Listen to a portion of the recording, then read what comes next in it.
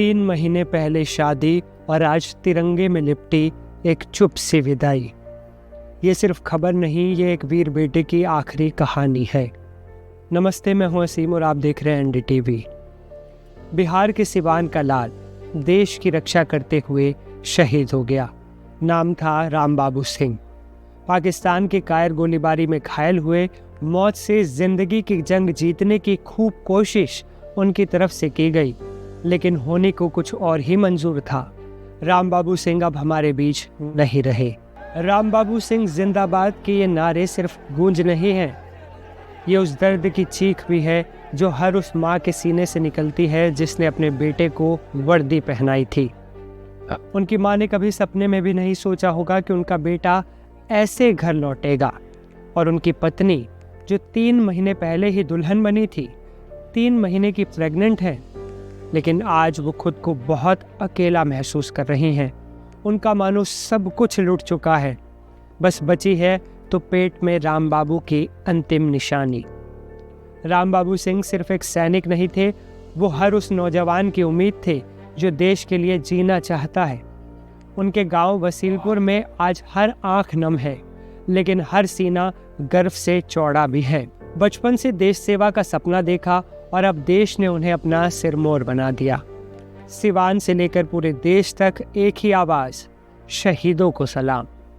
जब आप और हम चैन से सोते हैं तो जान लीजिए सीमा पर कोई रामबाबू जाग रहा होता है, और जब दुश्मन गोली चलाता है तो हमारे जवान सीना तान कर उसका जवाब देते हैं।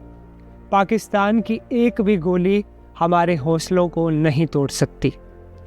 हम हर शहीद के कर्जदार हैं और हर रामबाबू हमारे दिलों में जिंदा हैं। रामबाबू सिंह का पार्थिव शरीर जब उनके गांव पहुंचा तो पूरा गांव रो पड़ा। उनका पार्थिव शरीर उनके पैतृक गांव वसीलपुर पहुंचा तो हजारों की संख्या में लोग जवान के पार्थिव शरीर का अंतिम दर्शन करने को बेताब दिखे।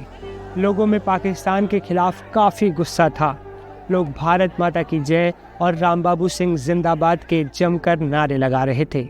सिवान के डीएम और एसपी पूरी व्यवस्था का कमान संभालते दिखे। स्थानीय विधायक समेत तमाम जनप्रतिनिधि पहुंचे। इनमें एक नाम कांग्रेस सांसद इमरान प्रतापगढ़ी का भी है।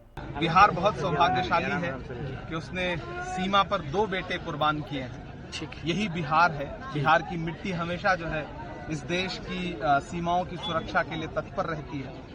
तो बिहार की इस मिट्टी को सलाम करता हूं और रामबाबू जी और मोहम्मद इम्तियाज की शहादत को सलाम करता हूं। यही भारत है कि सीमा की सुरक्षा के लिए अगर मोहम्मद इम्तियाज शहीद हो रहे हैं तो रामबाबू भी शहीद हो रहे हैं।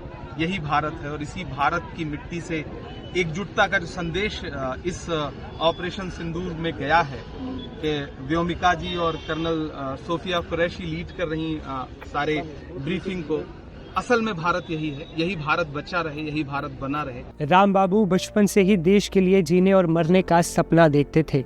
उनका ये बलिदान पूरे गांव के लिए गर्व की बात है, लेकिन उनका यूं अचानक चले जाना एक असहनीय पीड़ा भी है।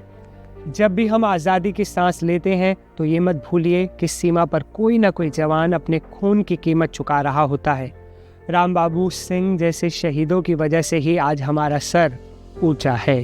पाकिस्तान की हर एक कायर हरकत का जवाब हमारे जवान सीने पर गोली खाकर भी देते हैं। आज पूरा देश रामबाबू को सलाम कर रहा है। एनडीटीवी परिवार भी उनकी वीरता को सैल्यूट करता है।